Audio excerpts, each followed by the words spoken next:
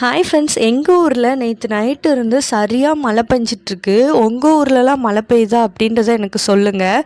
நேற்று நைட்டு இருந்து விட்டு விட்டு மழை பெஞ்சிக்கிட்டே தான் இருக்குது. நீங்கள் பார்க்குறீங்கள, இந்த குளம் கூட நேற்று நைட்டு பெஞ்ச மழையால் நிறையவே நிறைஞ்சிருச்சு. எப்போவும் தண்ணி இருக்கும், ஆனால் இப்போ கொஞ்சம் அதிகமாகவே இருக்குது.